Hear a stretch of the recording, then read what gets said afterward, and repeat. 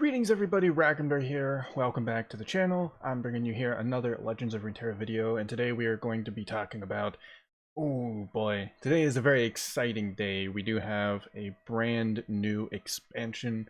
I kind of messed up, so for those of you watching this, you probably have seen the Shiraza video uploaded already.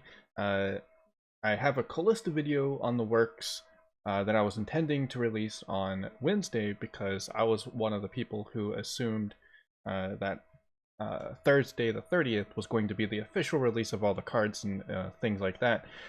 Boy was I wrong, and now I'm kind of crunching all of that together. Hopefully it's not a huge deal. So today you'll get two videos, today's video and the Shiraza video. I recorded all that. I recorded a lot of that stuff on separate days, and I just intended to release it this week before the new expansion to kind of have some content, but now it's kind of looking rushed, which it kind of, part of it is, but the other part of it's not. But anyway, so be on the lookout for those. I do apologize for kind of the the rushy nature of the uploads. It's going to be like one upload after another, and then we do have kind of things going in a weird way.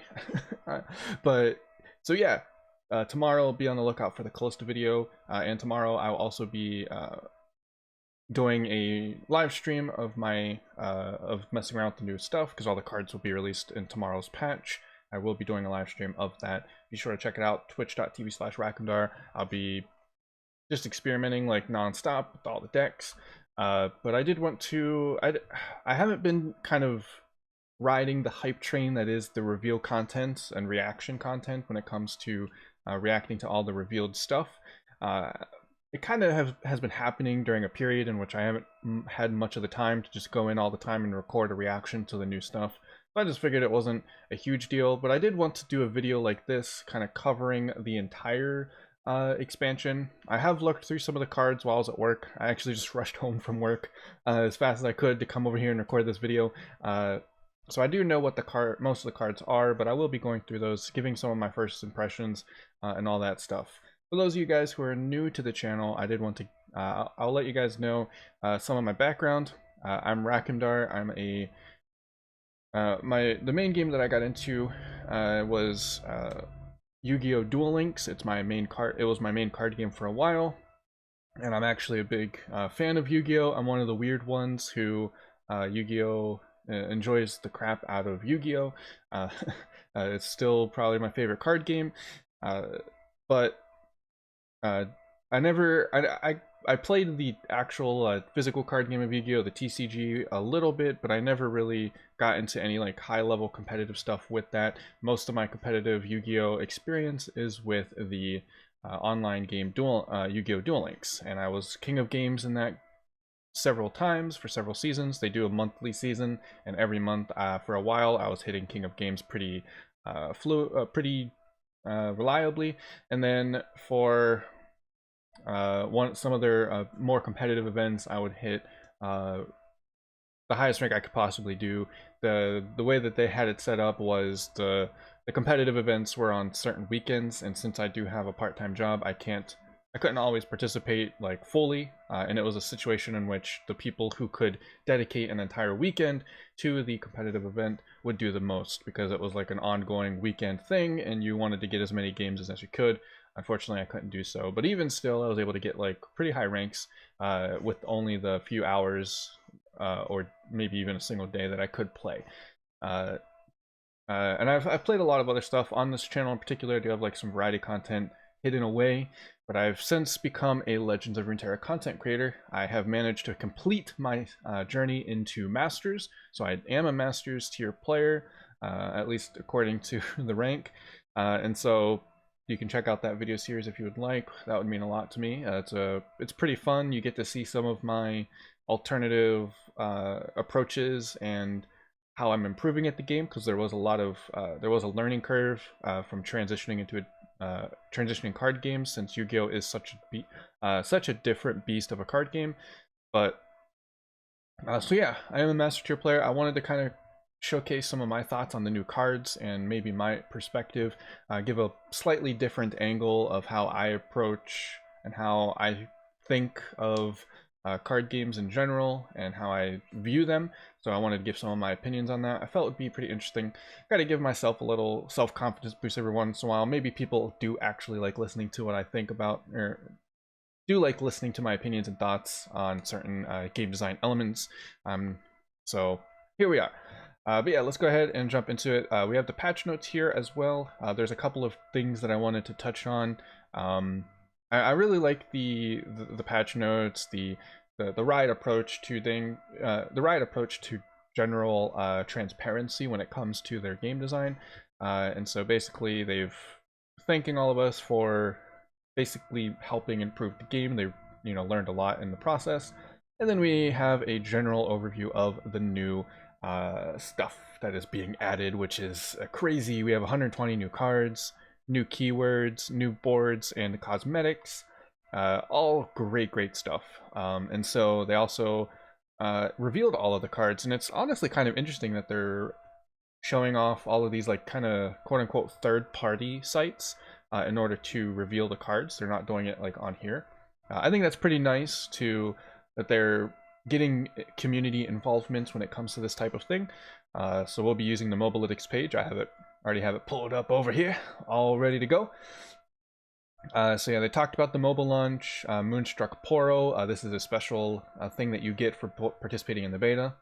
Go log into the beta as soon as you can. You'll probably be able to get this.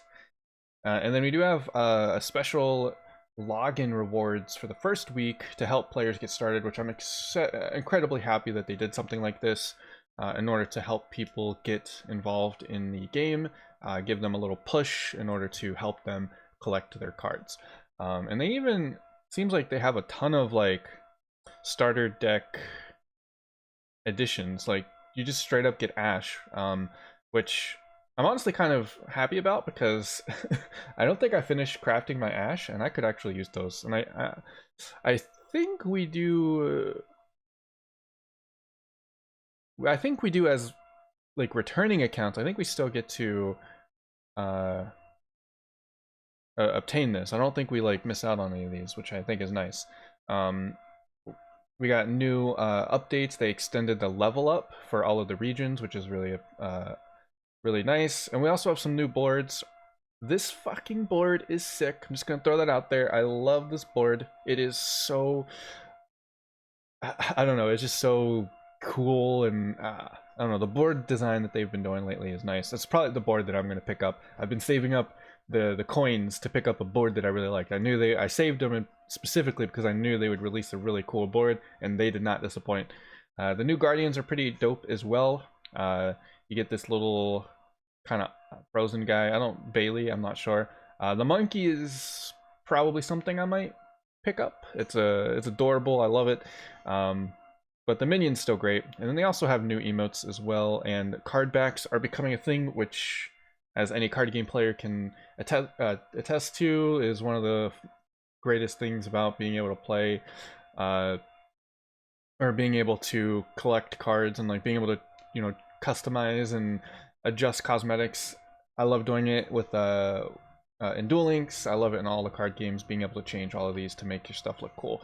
And then they also have some loadout changes and all that stuff. The ranked season will be getting reset, so even though many of us are in many of us are in our specific rank, for me in particular as a Masters player, I will be getting demoted. I think down to Plat 1. I think it goes down 8 divisions. I think it goes down to Plat 4. I think I go to the bottom of Platinum, which is fine. I'm not going to do another Road to Masters series, but I do, I'll still be climbing. And now that I'm a little bit more confident in my play and recognize that I am able to make it, so to speak, I can feel more confident in playing whatever deck that I want and just go in and have a good time. I don't have to feel too pressured about it. That was something that I kind of ran into, but I'm really glad.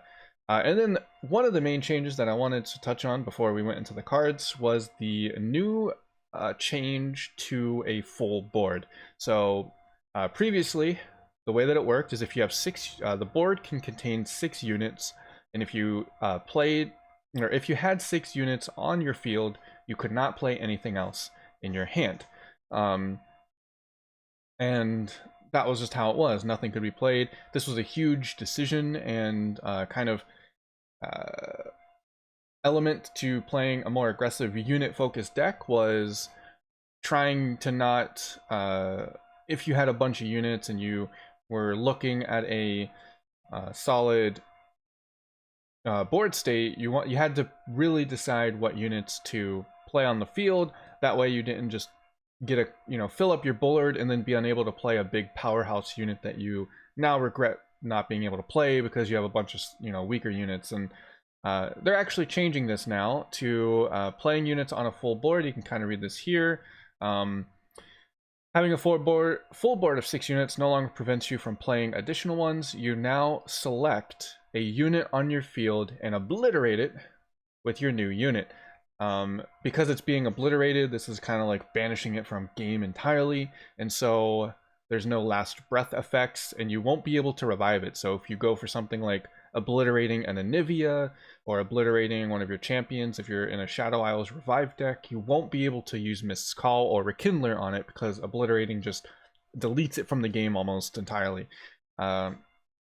Unless they take the Yu-Gi-Oh route and start making obliteration synergy, which I highly doubt, because that's definitely not something most card games will be doing. That's a Yu-Gi-Oh nonsensical thing.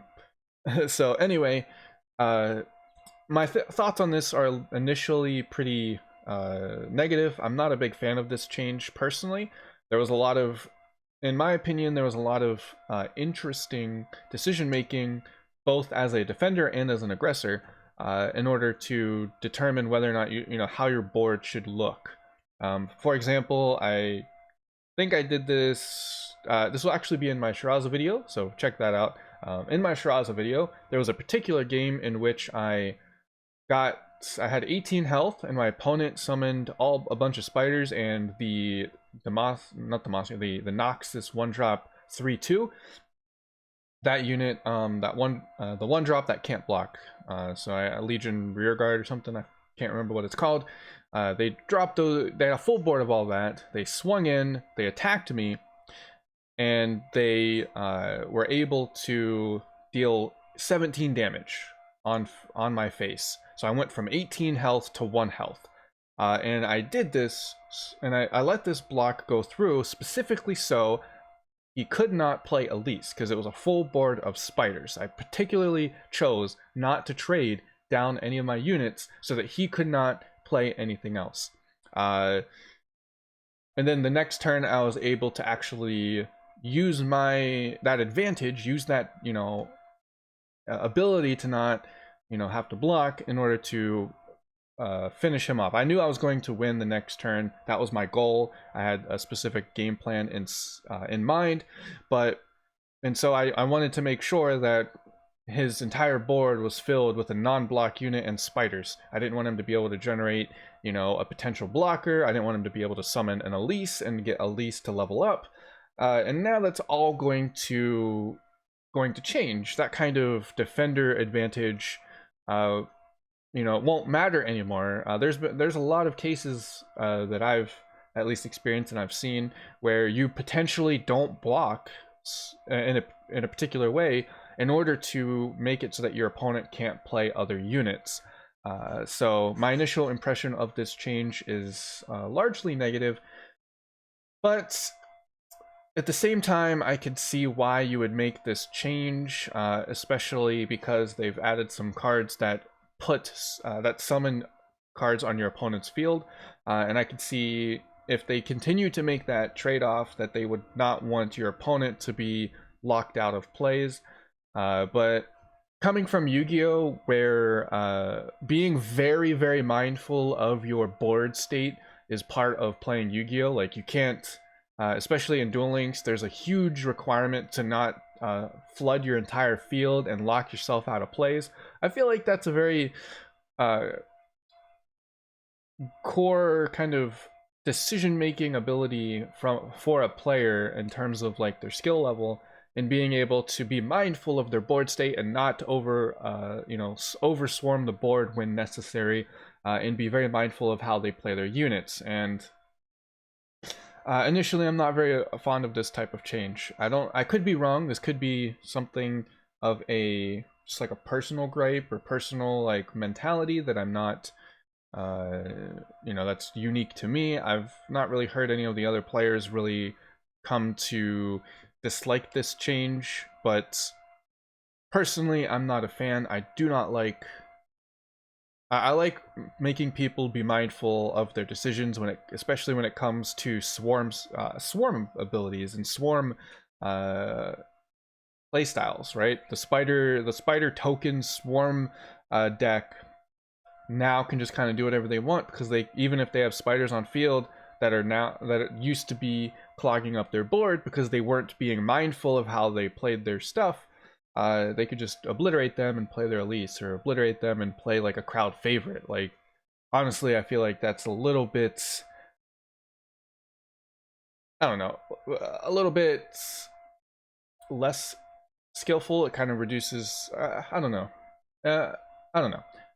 It's not a huge, actually it's a huge change. I think this is a huge change. Like, honestly, like I understand where they're coming with this. They're like, they don't want to make it so that late game scenarios are like, if you have like a War Mother's Call, for example, and the War Mother's Call just fills up your board and you draw into like a powerful unit that you didn't, of course you can't predict, and you're just like, oh well, crap, my War Mother's Call from like 3 turns ago just completely screwed me. I could kind of see that, but like those are niche scenarios. I think this is going to be a huge buff to aggro playstyles. I mean, spider tokens are going to get nerfed because all of the new cards are kind of destroying them. But if this change happened without the newest expansion, spider token swarm strategies would be completely changed to benefit them. So I don't know. I personally, it's all, I like forcing players to be mindful of their decisions and stuff. I'm gonna stop rambling about on this. I just realized that I'm taking way too long on this, but that's my initial impressions on this. What are your thoughts on this in the comments? Let me know.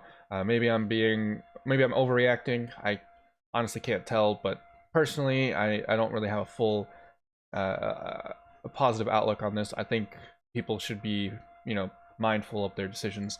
But anyway, let's go ahead and talk about the meat of the stuff. Bilgewater is here.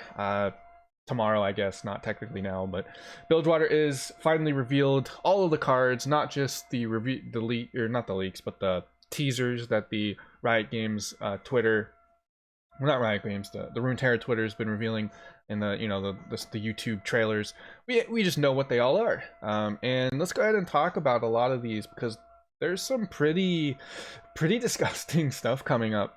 So we know about most of these. Warning Shot, Crack Shot Corsair, Dreg Dredgers, Summon, Toss 3. So tossing is going to be a new interesting mechanic. I've been actually pretty fascinating with that idea. One of my favorite concepts in Yu-Gi-Oh! Is a self-mill strategy. In Yu-Gi-Oh!, for those who are not aware, your graveyard is actually more akin to having another hand, as in Yu-Gi-Oh!, things that are in your graveyard or in your banished pile are not necessarily out of play. There's usually ways to interact with them still, even if they're technically quote-unquote dead. So this type of strategy does fascinate me in terms of tossing and taking advantage of that. Discard aggro was one of those things that fascinated me as well, getting synergy out of things that you normally would consider a negative. So I'm pretty interested in seeing what kind of stuff will be built. We saw Fizz. I'm pretty sure we've seen this guy as well. This is a pretty solid 1-drop. Summon a 1-cost follower from any faction. I believe I was watching Swim. People did clarify that a faction is a region. So I thought initially like Poro was like a faction. I think a lot of people was thinking that, and then this would summon like a Poro, or this would summon a sea monster as a faction. But it turns out it's a region. So this will just summon a 1-cost follower from any region. which is kind of neat. There's a lot of, you know, kind of variance with this. It could be pretty decent depending on what type of deck you're running. I could see this really play well in a Von Yip kind of meme deck, which I think is kind of hilarious. And there's also another card a little bit later on that also synergizes with that. I was actually a little sad when I realized that this wasn't going to just summon a bunch of Poros, because I really thought that would be kind of neat if the Poros had a card like this. And we have a lot of cool little cards here. We have Jettison, Toss 4. I believe we saw this with the Nautilus reveal. Parlay, deal 1 to anything. If this kills it, deals 1 to enemy nexus. This is Gangplank's spell, I believe. Plunder Poro, grant me 2 random keywords. That's actually pretty neat. I think Poros with the should be probably in this region, at least in the future. That's my initial impression, or initial kind of predictions. I think this will be the region. I think Plunder Poro is probably one of the best ones. Pull Shark, when I'm summoned, draw 1 fleeting next round. Could be pretty neat. I'm not entirely sure if it will be too strong or underpowered. It depends on what type of deck you're running it in. I think in an aggro deck where you can actually play the low cost stuff that you might be drawing into, it's probably going to be really strong, but we'll have to see how the build arounds work. Prowling Cutthroat, I think this card could be pretty disgusting. Not in terms of art. She's looking like a snack. If you saw the artwork, the thighs, a lot of people have been commenting on her thighs, but in terms of being an elusive fearsome, I could definitely see some self-buff synergy here. And there's also a lot of elusives in Bilgewater, and so I'm a little afraid of potential new region for elusive decks. It could be me just overreacting and having a little bit of initial kind of PTSD from elusive strategies, especially Swim's recent self buff elusives, where you what the hell is the name of it? The standalone buff elusive strategy. Because the one of the main blockers that people were using for elusives is Shadow Assassin. It's a tech in pretty much any Ionia deck, and a lot of people would run it normally for the card draw, but it's a nice 2/2 elusive blocker if you are playing against that type of deck. And this just says, well, now that thing can't block either, and if you don't have your own elusive, then you're kind of screwed. So we'll see. It's probably not going to end up that strong. This is a pretty decent card overall, though. I think elusives have the highest potential of being abused by very good deck builders and just kind of degenerate playstyles, as we've already noticed from how Swim builds his rally elusive burn decks. So we'll see. It might not be good enough, because the 2 region limitation is probably going to actually balance this out a little bit more than I'm thinking, because in order to do those kind of self buffs, Demacia is usually required, which does pull you out of Ionia. So maybe that kind of stuff will balance it out. Shell Shocker, the attune stuff, I'm not really too. I think attune's neat, but I don't think it's like a super big build around. It'll just be a niche, like, do I need a body? Do I want to have spell mana for other stuff? You know, we'll throw it out. Ye Be Warned, give an enemy vulnerable this round. If it dies this round, draw a card. This is a really good card, I think. Vulnerable is one of the best keywords in the game, I believe, to put on your opponent. I actually think vulnerable is a really awesome keyword. I'm really glad they added this. I think it's a really good way of introducing more interaction into the game. That's one of my favorite, or that's one of my like kind of go-to design philosophies for card games. Is I want interaction with my opponent. I want to be able to interact with his board, interact with his decisions, and be able to play around that and outplay him in any potential way. Black Market Merchant, when you draw an enemy card, reduce its cost by 1, and then plunder, draw 1 from the enemy deck. I'm a little worried. About this type of concept. This whole Bilgewater, as you'll see, does play a lot into those allegiance strategies. More attune cards, Powder Keg Synergy. I'm not really going to comment too much on some of these, because personally, I'm not the greatest card by card analyst. So for me, this actually seems, I think this 2/2 is pretty good, but maybe it sucks, you know, who knows? Clearly I don't, but I mean, I used to think, I mean, I guess I'm not, I never really thought too many other cards were good or whatever, but you know, I think this is gonna be a good card. When I'm summoned, grant the strongest enemies vulnerable. This is, I think this is actually a really broken card, honestly. This is gonna be a very big kind of tempo play to be able to just challenge one of their strongest units. Like you turn 3, they summon a Draven trying to, I don't know, do whatever, and then you just play this. And it says, I think there's a big difference between grant and give. What was it? One of them is permanent, one of them is not. I think grant is permanent, so I do believe this will just permanently change it, or permanently give it vulnerable to the unit. So pretty interesting. Make It Rain we saw with the Misfortune reveal. I really like this card. I'm not a big fan of randomness in my card games, which is kind of odd to say from a card game player perspective. I think it's necessary, but I think there's a limit, and Hearthstone went even further beyond that limit, so to speak. They decided to Ultra Instinct their randomness. I do not like that. Hearthstone is not one of my favorite games. I actually really dislike Hearthstone. So Make It Rain is a very healthy level of randomness. I really do like it.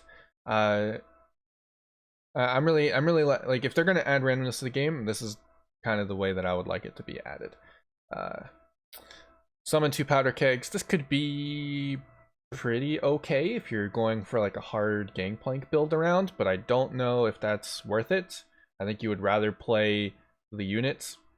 Pilfered Goods is draw 1 card from the enemy deck, plunder, draw 1 more. So this is technically a 2 mana draw 2 if you get the plunder effect, which is honestly kind of insane. It is from the enemy deck, but like if you're playing against a competitive deck, like most of those cards should be pretty decent for you, you know? You draw Ruination, you're pretty happy about that. Draw I don't know, a Will of Ionia, you're pretty happy about that. This is could be incredibly toxic. My problem is with this type of synergy, the main issue that I run into when I see these types of cards and these types of interactions is that your opponent loses the ability to play around certain cards. If you just stole a Ruination from your opponent's deck, your opponent can't play around Ruination anymore. Your opponent literally has no ability to be like, you know what I mean? Like you're in Bilgewater and you're in Ionia, say.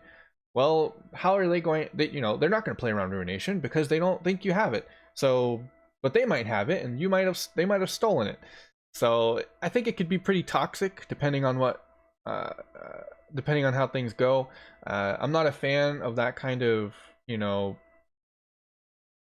I guess information drawback where you won't be able to tell what kind of cards you should or should not play around. I mean, I guess technically if you're, you know, playing well, you can kind of read that your opponent is banking 9 mana and you should maybe be like, oh, maybe they stole a Ruination. But I don't know. Ruination is, you know, the big one, but there's a lot of cards that your opponent could get from this that you can't really play around super well. Getting one of they get, you know, steal a single combat from you, like that's a huge card from Demacia that you can't really play around. It's a really powerful card. Single combat's one of the strongest cards at the moment.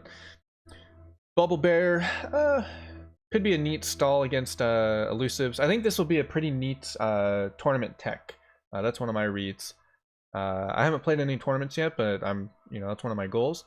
I think this could be a pretty neat card to throw into one of your tournament decks if you expect a lot of elusives. Double Trouble, this was the other card I was mentioning. Summon 2 random cost 1 cost followers from any faction. Another Von Yip synergy right here. I think this could be really neat, and I might mess around with that. That seems like a pretty fun concept. Golden Narwhal, giving an elusive vulnerable is pretty cool way to it's a pretty cool way to actually balance them out. I really like the idea of this card and the balancing design of this. It's really solid. Jag Taskmaster, we saw some of these. Hall Hunters, when I'm summoned, create a random sea monster in hand. This could be pretty neat. Lower of the Depths. This is also sea monster synergy is pretty neat. I really like this card. Reduce the cost of every sea monster by 1. Draw a sea monster. I really like these kind of search, quote unquote, search effects. That's what Yu-Gi-Oh people call it. It's a search. You search your deck for a particular card. I don't know why, but I know other people from other card games call it a tutor effect. I don't know. Maybe there's a card that I'm not familiar with. So anyway, I really like this. Just search a sea monster and reduce their costs. Monkey Idol with the Powder Monkey stuff. There was a Powder Monkey card up here that I think I missed, actually. Where'd it go? Oh no, where'd it go? I think it's a 2 cost. How did I miss it? Did I miss it? Huh. Or did they... Yeah, so Powder Monkey, last breath, deal 1 to the enemy nexus. It could be neat. It could be neat. I'm not too sure. You deal 2 to it. So this is basically 2 Powder Monkeys. Every one of them is each round. I'm not sure how that could... Maybe some neat ephemeral synergy. Petty Officer, summon a Powder Keg or a random 1-cost ally. This is kind of dumb, personally. I don't want to go like too in depth on like all of these cards because there's a lot of stuff here. There's a lot of content. But I don't know. Maybe I can make a super long video. Who knows? This is definitely... It depends on how good the synergy with Gangplank's Powder Kegs will be and how much you actually want the barrels. But initially, I don't think this is a good card. Pick a card, shuffle a card from hand into your deck to draw 3 fleeting at the start of next round. This is kind of insane. There's a lot of really crazy things you could potentially do with this. I really like that they're balancing draw effects by making them fleeting. So if you're trying to go for like a crazy combo, you have to really kind of high roll it super high. And if you're trying to like do like a crazy end game combo, you have to, you know, like they don't get discounted, so you have to actually play your mana well. So I do like this card. I'm not sure how relevant it could be. It depends on what type of combo you're going for. This could be pretty good in an Ezreal deck if you're going for that late game Ezreal finisher. Pocket Aces, win draw, cost 1 less this round, grant an ally plus 2/1. So this is a permanent buff plus 2/1. Permanent buffs are not very common, but a 2 mana plus 2/1, I think it's pretty neat. I really think this. I do think this could be a pretty good card to run in certain decks. Sleight of Hand, plunder, draw a random non-champion from the enemy hand. This is getting hand interaction. I'm not a particular big fan of that kind of stuff. Thankfully we can deny this, but aside from that, this is pretty... I'm not a big fan, but I don't think it'll be... The real question is, if you're playing a deck that synergizes around stealing cards from your opponent's deck, is this going to be oppressive? And I'm not quite sure if that's going to be the case. I don't think that'll be the case. It'll be annoying, but I don't think it'll be oppressive. I think it should be alright. It should be alright. Slotbot is probably one of the most hilarious cards that I've seen. Grant 0/1 for each card you draw last round, then shuffle my stats. I could see some funny meme decks with this card. Brash Gambler is a pretty powerful card. Discard 2 to play, and then you draw 2 fleeting on attack. I really like this card. Chum the Waters. This is a Fizz card. I think this is champ spell. Grant an enemy vulnerable and summon Longtooth. Really good. Or no, you play this. This is a main deckable card because it has the gem down here. But it's also, I think it's whenever Fizz actually attacks. So this is pretty neat. Island Navigator, when I'm summoned, create a random 1-cost unit from any faction, grant it Scout. I really like this card. More Von Yip synergy. I think this could be pretty neat for Von Yip decks. Giving it Scout is also pretty neat. And this is actually like a 4 mana 2/4. It's alright, but it's definitely not the worst. 4 mana 2/2, transform an ally into a random 5-cost follower from any faction. Could be neat. I'm not too sure about this. Playful Trickster, remove an attacking ally from combat to rally. Not the greatest, but rally is a really powerful effect, so it could probably see use. Riptide, stun an enemy. If Nautilus is on the field, shuffle it into the deck. This is one of the most powerful form of removals you can hope to imagine in a game. Just straight up putting a card back into your opponent's deck is pretty insane. Thankfully, there's the cost of there's the requirement that Nautilus has to be on the field, and it does go on stack as a fast card, so there is interaction there, so you can kind of play around it. If you didn't lose, or if you didn't play all of your mana, you could maybe Will of Ionia Nautilus back into the hand, so it only stuns. Really powerful card here.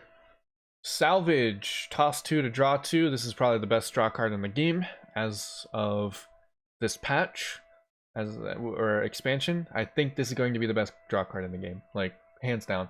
I can't see another card being better than this to draw. Beast Below, just a pretty standard 4/4/4 with deep. Twisted Fate. Twisted Fate is actually probably my favorite card revealed from the Bilgewater expansion.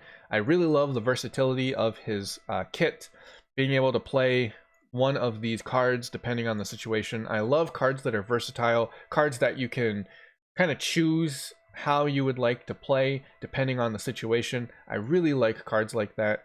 Man, why did it go all the way back to the top? That's lame. I really love cards like that. Well, I went too far. And so for me, Twisted Fate is probably one of the cards I'm most interested in. He's a really hard level up condition, and he's a really weak unit stat-wise, but that's probably for good reason. Those effects are pretty powerful. So I'm really excited to mess around with some Twisted Fate. I'm not too sure what I want to mess with first. There's so, like, the number of possible combinations just went through the roof, and I'm really not sure what I want to try first. Yordle Grifter. This is the new Allegiance card from Bilgewater. When I'm summoned, create a warning shot in hand, which I believe is the 0 mana card. Yeah, 0 mana, deal 1 to the enemy Nexus, which on its own, that's actually a pretty good card. This guy. When I'm summoned, create a warning shot. The warning shot is just like being able to get that for free. It's only a 3/3 mana or 3/3 body, but getting the warning shot for free can be very powerful in certain decks, especially if you're going for huge plunder effects. And his Allegiance is to draw 1 from the enemy deck, so we got more of that kind of stuff going on here. Again, it could be pretty toxic, but I'm not familiar enough with that kind of stuff from Yu-Gi-Oh! I don't think there's too many archetypes in Yu-Gi-Oh! That I can personally think of where you take your opponent's cards and use them against them. So I'm actually kind of curious how this will play out, if it will be good or not. My big thing is like that information discrepancy, like I was talking about, them potentially getting a huge powerful card that you don't expect because they're not in that region. That's kind of the only thing that I'm worried about. Zap, Sprayfin, elusive 2/2. When I'm summoned, and it has a tune, so it'll give you 1 spell mana. When I'm summoned, draw a spell that costs 3 or less from your deck. I love this card. This is a very good card, in my opinion. Again, these types of search effects that you can kind of deck build around, I really love this kind of thing. And this could be very useful in the like this kind of double searching is could be very useful in the sea monster deck, because you can use that in order to search for the spell, the Lore of the Depths, which is the 3 mana burst spell. So essentially you're playing 6 Lore of the Depths, quote unquote. That's the kind of stuff that you would like to, that's the kind of thing that you think about when you're dealing with these types of things, is if this is the only 3-cost spell that you're playing, you're essentially playing 6 of them by playing the Sprayfin. And it only is 3 or less, so you can still play some of these 4 mana spells that you would like to see. You could still play the Riptide and not conflict yourself with this. Oh man, the deck building possibilities are starting to go. I'm ready. I'm ready to start stealing some decks because obviously, and you can still play salvage. Whoa, dude, you don't. That's so good. I want to make sea monsters. I like it. I'm liking it. And then we have a sea monster as well. Abyssal Eye, Elusive Deep, Nexus Strike, draw a card, 5 mana, 3/3. Need I say more? Could be a 5 mana, 6/6 elusive. This card is going to be. I predict this card could be nuts. I'm predicting this could be one of the biggest over-the-top finishers for the sea monster archetype, and will just be incredibly powerful for this archetype. Elusive 6/6 is just an insane stat line for an elusive card, and you draw cards for it. 5 mana 3/3 is not even that terrible for an elusive, in particular, because like if you think I'd have to go through and look for all the elusives. Can I do that? I mean, it is mobilytics, right? So like I'm not gonna do that. We have a lot of cards to cover. But you get what I'm saying. Like the stat lines for elusives are generally speaking pretty low. So like the 4 mana 2/2 with lifesteal, for example, right? And so running the sea monsters and the ability to give it deep and the ability to maybe even buff it with something else, it's gonna be pretty crazy. Gangplank, I really like Gangplank. A lot of people were hating on him, but I do agree he's kind of straightforward. You just kind of play him and you just kind of, you know, he's got some pretty, what's the word, pretty linear gameplay, I would say. You just kind of want to deal the damage, you know, deal damage to the Nexus and make that stuff happen. So you can kind of be a little bit more predictable. It's not nearly as linear as the Allegiance, the kind of Bannerman Allegiance games plan. So, but I do really like it. Really neat combo potential. When I'm summoned, summon a Golden Narwhal for your opponent. This is the 5 mana. The Golden Narwhal again was that 3 mana 2/4 with the vulnerable. I really like this card is actually has some pretty nutty potential because 5 mana 7/7, like that's a really good stat line, and the Narwhal is gonna have vulnerable on it, so you can kind of just kill the Narwhal with something else and pressure your opponent pretty hard. Razor Scale Hunter. Play, grant an enemy vulnerable, and it has Scout with 4/4. I think this is a pretty nutty card. And this again, the grant being a permanent debuff, so you can use other units to take it out. I think this is going to be pretty good. I think this is a really good card, really strong card. And if you're going for Scout synergy, this is really strong. Slippery Wave Rider, 4/4 elusive with 5 mana. Like if you compare these two, right? Like this is a tune, 4/4, and this is elusive deep for 3/3. Like these are the same mana costs, stat line difference of 1 each.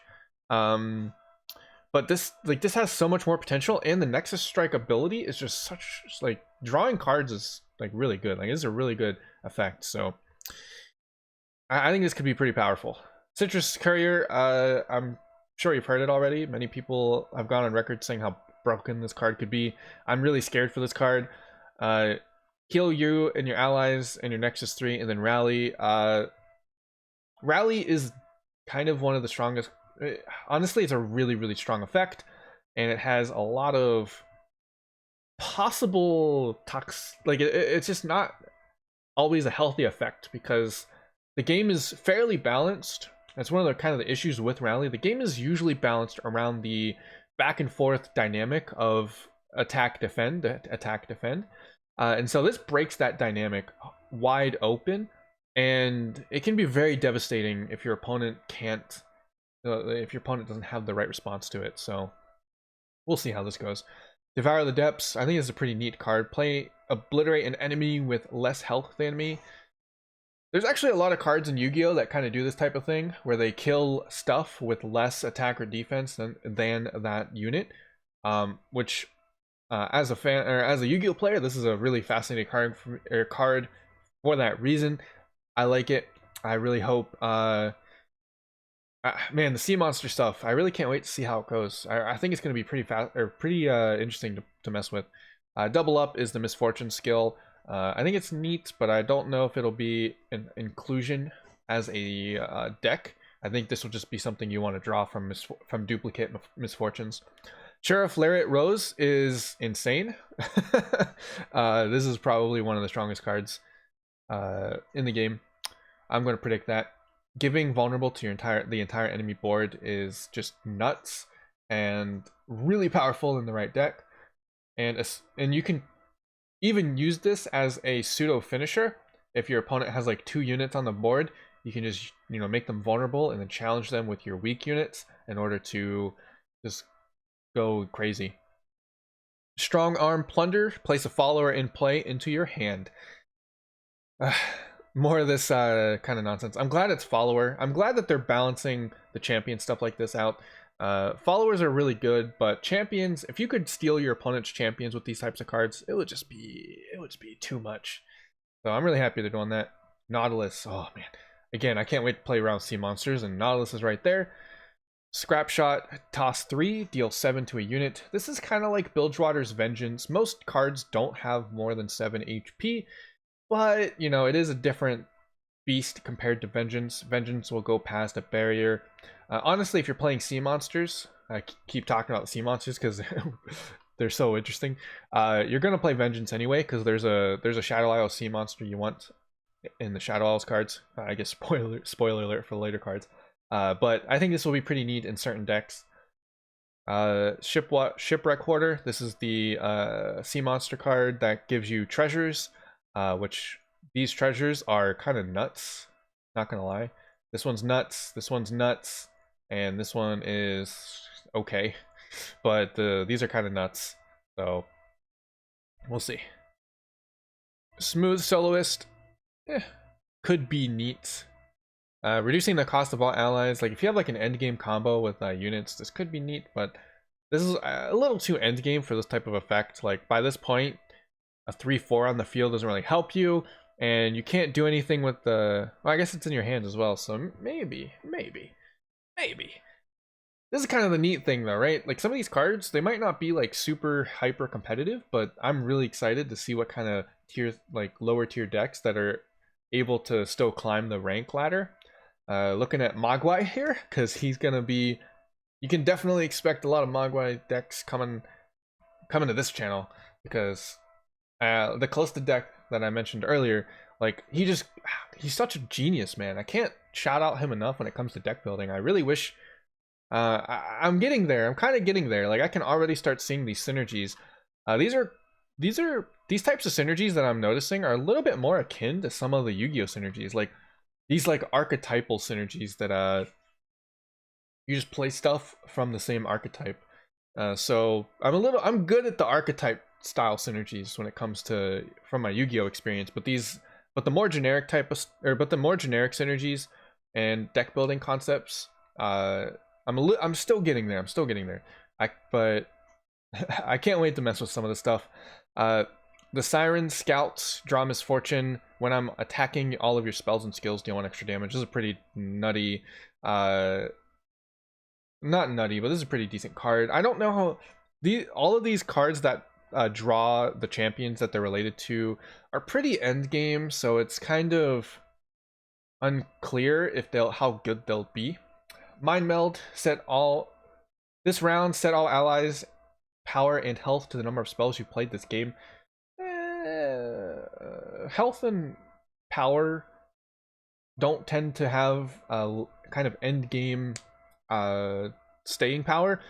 I think this could be pretty nuts, potentially pretty nuts in the Lee Sin spell combo decks, because the Lee Sin deck that plays all of those spells that like generate more spells, like you got Sonic Wave, Resonating Strike. I think this could be neat there, but aside from that, I'm not too convinced. Riptide Rex is nuts. This is a really good card. Cannon Barrage 7 times on random enemies. Cannon Barrage is this: deal 2 to a unit. If it's dead or gone, deal 1 to the enemy nexus instead. So this is really powerful. If your opponent tries to glimpse stuff, then they're just going to take 1 to the enemy nexus. This is a really strong finisher card, and it's an 8 mana 7/4. The 4 health is a little curious because most stuff at this stage could probably block it, but that finisher ability should be enough, especially if you have things like the Siren on the field and you're attacking. I guess, never mind, you can't do that. But if you have like the Dreadway on the field, play, draw Gangplank, so it's a Gangplank ship, and then double all damage dealt by allies. I do believe that affects these skills. I'm not quite sure. I'm really curious to see how these interactions play out. Alright, so that's all the Bilgewater stuff. Really good. I'm really, man, I'm so excited to mess with these. I can't wait. But yeah, let's go ahead and talk about these other stuff. Ranger's Resolve, give all allies tough this round. I'm really scared for... I think this could actually be pretty good in a Dawnspeaker Spider deck. So, I don't know if anybody's talked about that. Dawnspeaker Spiders used to be a really powerful archetype where you would summon a ton of spiders and then you would use Dawnspeakers to make them beefier. One of the issues right now with spiders moving into this patch is there's a lot of AoE damage that deals 1. There's the Make It Rain from Bilgewater, all of the Misfortune stuff. All the Misfortune stuff. Pick a card, or not pick a card, but the Twisted Fate red card, the red one. So this one, deal 1 to all enemies. So the Twisted Fate red card, the Make It Rain, which is a 2-mana spell, I believe. Yeah, Make It Rain. And then you still have the old school stuff like Withering Wail. So spiders are kind of in a bad spot, but this could make Dawnspeaker spiders pretty viable, I would say. You could give them tough, like this could be something you use in response to stuff, and you just give them tough. Additionally, Misfortune's level up condition is individual 1 damage pings, so you can play this in response to that kind of thing. I think it's going to be a really good... I think this is, moving forward, going to be actually a really powerful card. It's just a better Chain Vest. Like, why would you play Chain Vest over this? I guess Chain Vest is permanent, but like... I don't know. I guess Chain Vest is permanent, so that's one of the reasons, but this is just a really good Chain Vest. We saw all of these kind of scout cards already. I really think the Grizzled Ranger is a really good scout card, and I think Badger Bear is a really kind of busted 3-drop, but we'll see. Concerted Strike, choose an enemy, 2 allies strike it. I think this is actually a really good card. This is a really, really good card. It's 5 mana, but like spell mana makes that kind of less necessarily. Like the spell mana concept makes some of these types of spells just not like, they seem expensive, but they're actually not.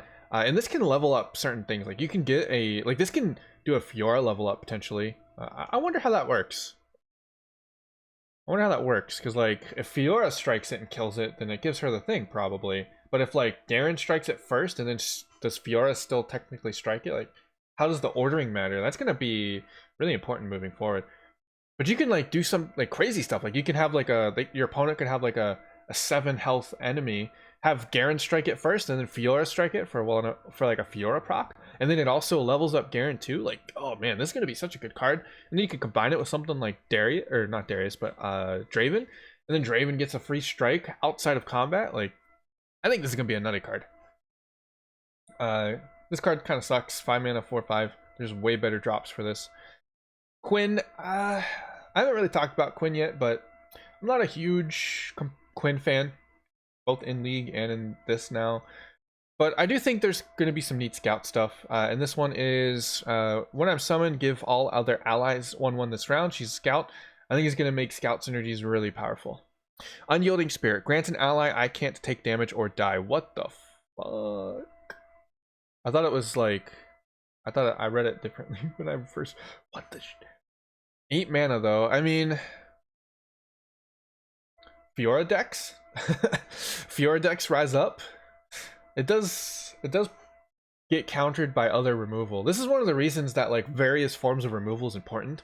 So like if they do something like this, or like if you give a unit just a really powerful defensive ability such as this, having other forms of removal like Will of Ionia or like Riptide is really crucial to keeping the game healthy.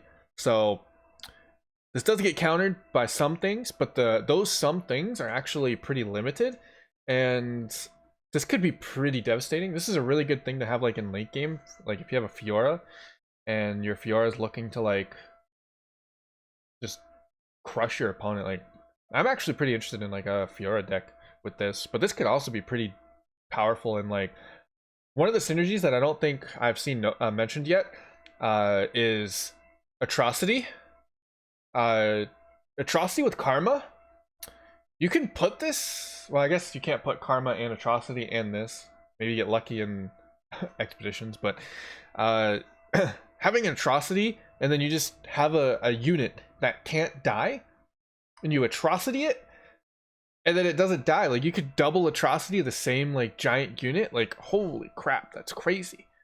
I think this could have some pretty crazy synergies with Atrocity, to be honest. But this is pretty interesting. I like it. I like it, but I'm scared. I don't know. It's gonna be neat.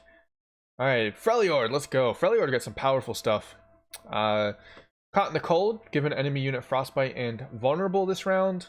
I think this is gonna be pretty neat. I think if you're playing an Ash deck, this will definitely be played in it for sure. I can't really see a situation where you wouldn't play this. Ruthless Raider, 2 mana, 3/1 with Tough and Overwhelm. It's kind of decent. Shared Spoils. Grant the top 3 units in your deck and then plunder, draw 1 of them. Or get the top 3 units in your deck, 1/1. So this is just a not tracker. What's the Omen Hawk? This is just an Omen Hawk buff to 3 units instead of 2, right? Because the Omen Hawk buff is to 2 units. Unless I'm misremembering. I should probably know my cards better than that. But anyway, this gives you a really good Omen Hawk buff, and you could potentially draw 1 of them if you've already dealt some damage. And you can chain this, right? Yo, I have a War Mother's Call Karma deck that might just be a lot stronger now. I might have to put that together. It kind of fell off. Like the Karma, like the deck actually isn't super great anymore, but these I might be able to build that again. All right, Ember Maiden, deal 1 to everything, really good card. Fury of the North, give an ally 4/4 this round, pretty solid. Wolf Rider is disgusting. Get an empty mana gem with Plunder, and it's a 4 mana 4/3. Just a much better catalyst. Like putting a unit on the field to block or potentially deal damage. Like, you get so much versatility out of having a unit attached to this as opposed to just a healing. I like it. Earthsign Spiritwalker, Plunder, and then when I transform, I transform into the Stormclaw Earthsign, which is a freaking ridiculous card. This is one of the strongest cards in the game, in my opinion. So like, if you can get this dude out and you have like a bunch of like 5-power units, which is really common in this region, like, you're just gonna get so much like crazy power out of this. I could see a lot of cool. I'm really excited for some of these potential ramp strategies. Sejuani has 5 power as well, so that combos with her play. Sejuani is a really fascinating card. I really like Sejuani. I can't wait to mess with her. She has now that I'm reading the rest of the cards, she has a lot more synergy with other stuff too. The initial impression is, of course, playing her with Ashe. You can get like a cool end game combo with her level up, with her being leveled up, where you can like frostbite the entire board, and your Ashe can just attack in for free. But I'm really excited to see how well she'll pair with some of these other strategies, like these ramping strategies. Like, this could be pretty neat. So we'll see how it goes. I'm really excited. And then we have Aurora Borealis. Oh, Riot and your puns. Create 2 random portals from any region and 2 portal snacks. This might be a little too expensive, but I'm not sure if this will make portals viable. It probably won't, but we'll see. And then the Tusk Raider. Plunder, double the health and power of all allies in your deck. Like, my War Mother's called, like, synergy just shot through the roof. So like, I think I'm gonna try it. War Mother's Karma. War Mother's Karma. Play the Wolf Rider at 3, Caught in the Snow, 3 Fury of the North, Tusk Raider, Sejuani, Earthsign, like shared spoils with Karma. I mean, I think I could make something work. Alright, we have Ionia. Become one with magic and nature to bring peace to the sacred lands of Ionia. So the Lee Sin cards are pretty good. I'm really happy with how these Lee Sin cards. One of my favorite, I was mentioning this with Twisted Fate, versatility and being able to like play many like cards in many different situations and like have that kind of ability. So like being able to play the Sonic Wave into Resonating Strike is just such a really nice kind of combo here. And I know it's not like a ton of versatility because you can only give, you know, you get the Challenger and then you give 2-0, but you can, like, it's burst speed, so you can make some really good combos with this. I really like that kind of thing. Eye of the Dragon has a tune, which is neat. And then round start, summon a Dragonling if you've cast 2+ spells last round. Cast 2+ spells. Dragonling is a ephemeral lifesteal. I wonder if this could be good ephemeral synergy, or if you would just not really care. It's definitely a good card. This is a really strong card, and it works really well with the whole kind of dragon spell spamming abilities that the game, or that this kind of archetype is looking for. Retreat and Return is a really good card. This card's pretty nutty. I think these cards are really strong, really strong, especially Return. Getting chump blocked by the Scrap Scuttlers or whatever they're called, the 1-mana burst spell from Piltover, can be pretty frustrating. So getting chump blocked by like a random 3 cost from your opponent's hand because it's burst speed, that could be kind of tilting. Or at least you get to see it. Like, I think that's really key. So this will, I'm pretty sure this will be face up to your opponent. Like, they'll be able to know that you, I mean, if you played this anyway, like, your opponent should know that this is going to be added to your hand. So at least they can kind of play around the possibility of a 3-drop happening more than the Scrap Scuttler, but it's going to be pretty nutty, I think. Especially with these 2 cards and like all of these other synergies that are going on. Scale it. The Dragon's Protection one isn't super good. 3 health at slow speed's not super great. Concussive Palm is disgusting. This is a really good card. I love this card so much. This is probably one of my, this actually might be one of my favorite cards out of the Ionias. And probably some of these other, man, there's just so many good stuff coming out. Deep Meditation is really good. Costs 2 less if you've cast 2+ spells last round, and then you can draw 2. One of the things with this archetype that's been kind of, I don't know if you've, that should seem apparent, is that because they're such, like, all of the spells are really cheap, you can easily run out of cards in your hand, and run out of the ability to just play. Like, even if you have like 10 mana, right, you only have so many cards. So this will like mitigate that by quite a lot, enabling you to keep rotating through your spells. Honestly, this just fits Lee Sin perfectly. Like, if you played Lee Sin and the spell rotation of Lee Sin, like, this just completely fits the character.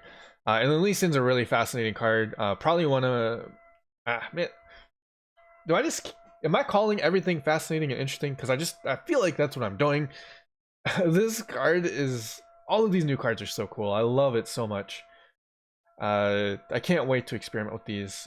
We actually have a double attack on a non-champion unit outside of Senna, I guess. I think this is the only one. We have Senna, Lucian, and this. I think those are the only ones that use double attack, which is kind of interesting. But I'm really, there's going to be so many fun decks. I can't wait to experiment with them. Now that I'm officially done with Road to Masters, I'm really glad that I did that before the expansion. I can now actually go in and like experiment with cards. We have Noxus. Ravenous Flock is a pretty awesome card. I think I say pretty a lot. I think that's definitely the case. This is a really awesome card. Imperial Demolitionist is also a good card. Death's Hand is a Mystic Shot for Noxus. 1 more mana isn't going to kill the card. This is going to be an auto include for Noxus, I believe. Noxus got some really powerful tools this time around. Nox and Fervor is another kind of example of that. You do deal damage to your own ally, but you still could potentially trade even. You could, your opponent could be targeting something with like a Get Excited, and then you can just deny them that and target something else instead. If at worst, you could even target their face. This is a little more situational than Death's Hand, but definitely a good card. City Breakers, kind of whatever. Swain, oh man, there's so many ways to play Swain. I can't wait to try them out. Deal 3 to the enemy Nexus if you Nexus Strike, and then 12 non-combat damage. And oh man, Swain Vladimir, Swain Yasuo, Swain Katarina, Swain Misfortune. I can't wait to mess around. Swain is a pretty common support champion in League of Legends right now. Bot lane. So Swain Misfortune is kind of accurate to actual League of Legends gameplay. Armored Tusk Rider, I only take damage from enemy units with 5+ power. That's neat. That's neat. Auroch Glintthorn, stun all damaged enemies on attack. So that's a really good. That is really fucking good. That kind of effect is just incredibly powerful because it's on attack. I believe those types of effects don't go on stack because Cythria is on attack, and Cythria doesn't go on stack for the fearsome effect. So that type of ability is going to be pretty disgusting. And if you have Yasuo, I mean, obviously people see stun, they immediately go to Yasuo, but even without Yasuo, just stunning any enemy that you might have blocked in the previous turn, or like, you know what I mean, like if you just chump blocked a couple things, then all of a sudden they can't attack anymore with this guy on the field. That's kind of insane. Piltover and Zon and Shadow Isles, there's the last 2 regions we have to cover before the video. Holy crap, this video is going on for long. I do apologize. I kind of like lumped in all of my thoughts in one video. I hope that's not too crazy, but I don't know. I definitely I don't mind. Trail of Evidence, create a random 2-cost card in the hand. It's kind of neat. There's a lot of neat cards like this in the game. I'm curious to see if any of them will be viable. It depends. When I'm summoned, all players draw 1. This will be pretty neat in Maokai decks if they decide to go for Piltover. It could be pretty neat. Maokai being the one, if you level up Maokai, you obliterate all but 4 cards in your enemy's deck. So this could help do that self-mill dream. Patrol Wardens, when I'm drawn, I cost 1 less this round. That's actually pretty neat. 2 mana 4/3, theoretical 2 mana 4/3. That's pretty powerful. Vault Breaker. I could see some pretty crazy end game combos going on with this, depending on the situation, but that's pretty. It's alright, I would say. It's alright. Gotcha. When I'm drawn, cost 2 less, deal 3 to a unit. That's actually pretty powerful. That's actually pretty powerful, I think. I think this is a pretty good card. We're in Piltover, so like you already have things like Mystic Shot and Get Excited. So this might not be an auto-include, but something like a 2 of this could probably be pretty powerful. Insightful Investigator, play 2-cost card, draw 1. Suit Up, when drawn, cost 2 less this round, set an ally to 4/4. Whoa, that's neat. That is neat. Von Yip's in this, so this could go into the Von Yip deck. Wow. What? What?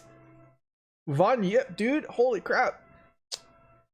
I'm excited. Von Yip and Piltover with this? Oh, this is going to be pretty neat. I think this could be pretty powerful. Sub Percival. When I'm summoned, draw 1. Then, if you've played at least 10 other cards, grant me 4/0. This is a when I'm summoned effect. 5 mana, 1/5, and it's elusive? Oh, this is not a good card. Or this is a really good card. I think this is a pretty... This card might get... This card might go underrated for a little while. But I think this is gonna be a really powerful card. Playing 10 other cards with different names is actually not that hard of a requirement. I think this is gonna be a powerful card. For 5 mana, 5/5 elusive, that draws you a card. Like, that's like Shadow Assassin on freaking steroids. Like, holy crap. And even if you don't have that effect, you could potentially like buff this in your hand or something. This is or like buff this in general, like give it more attack. Like, this is really good. One of the things that makes elusives at the current state of the game a little bit balanced is the low health. So the fact that this just has high health means you can just buff its attack nonstop and let it, you know, go face. Go face or go home. This is gonna be, I think it's gonna be a pretty powerful card. Especially when you eventually meet the requirement. Like 5 mana, 5/5 elusive is gonna be disgusting.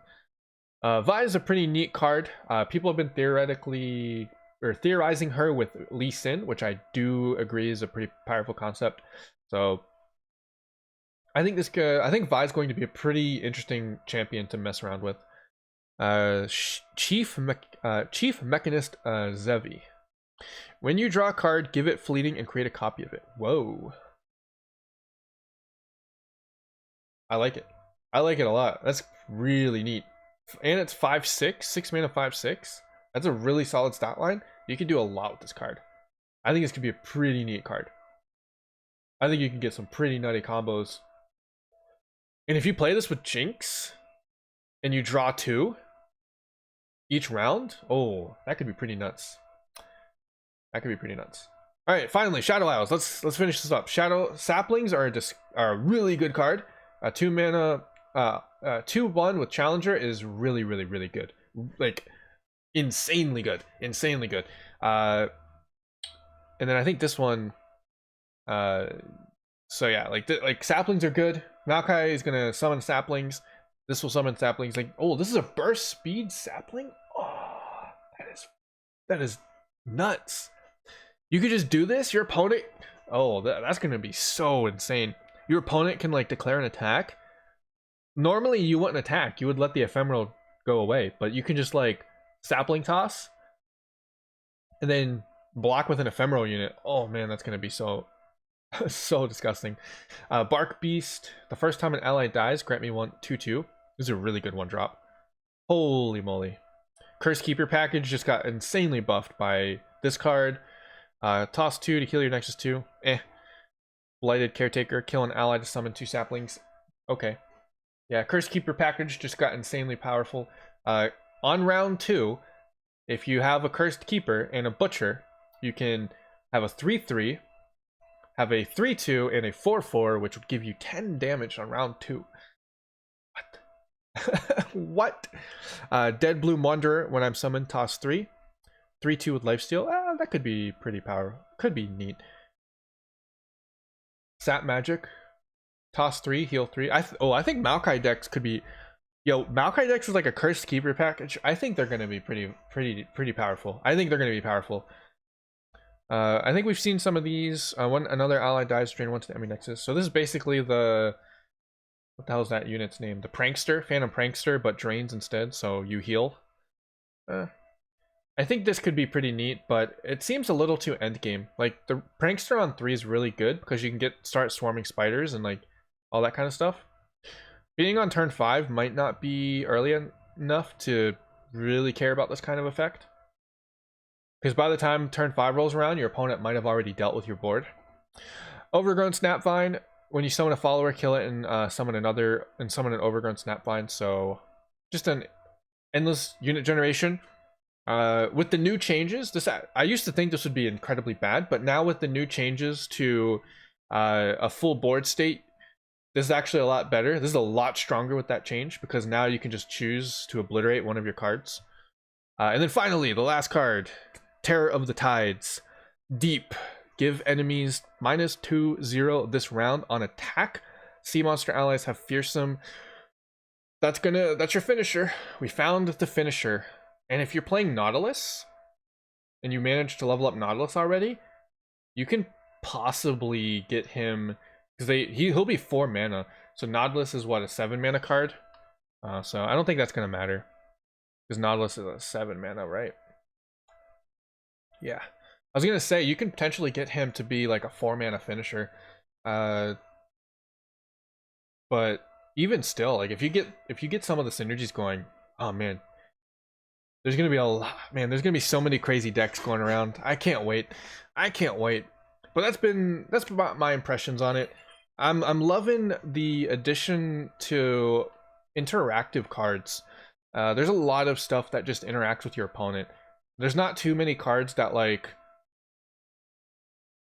kind of do their own thing, you know what I mean? Like you have to interact with something your opponent's doing, and I really like that, especially with like all of the vulnerable stuff, a lot of the vulnerable stuff that's been added to the game, really giving an added layer of interaction to your opponent that normally wouldn't be there. You can make an elusive vulnerable and start challenging them, because normally an elusive you don't block with, right? That's one of the problems that elusives have at the very moment, is your opponent just chooses, hey, I don't need to block with this elusive unit because I'm just going to get more value out of it than you will whatever you're attacking me with. But now you can like make them vulnerable, start challenging them with cards that don't have challenger. I think this is going to be a really solid expansion. I can't wait to try them out. Be sure to check out my Twitch, twitch.tv/Rackhamdar. I'll be playing this live tomorrow on the patch release, probably around like 4 or 5 p.m. Eastern Standard Time. It'll be a little later. I do want to get this Callista deck or Callista video out before this all happens, because I don't want any confusion with certain stuff. So, holy crap, I did not expect all of this to happen so soon. Like I said at the start of the video, I thought I had enough time. I thought I had until the 30th, which is this Thursday, but apparently I don't. So I hope you guys enjoyed this video. Let me know what your thoughts are. If any of my thoughts on like the cards might have been a hot take. I feel like I have more hot takes in this game than most people. But I'm really excited to see what kind of new stuff will be brewed. I can't wait to see the synergies, the decks, the concepts, and just messing around with them myself. So be sure to follow or subscribe. There will be more Legends of Runeterra content on this channel in the future. Hit the bell notification icon as well to make sure you get notified when the next videos go live. I tend to do like 3 videos a week at the moment, and I think that's an okay schedule to keep, especially given my current work schedule. So that's what I'm looking towards. But yeah, anyway, thank you guys so very much for watching. I hope you enjoyed, and I'll see you guys next time. Later.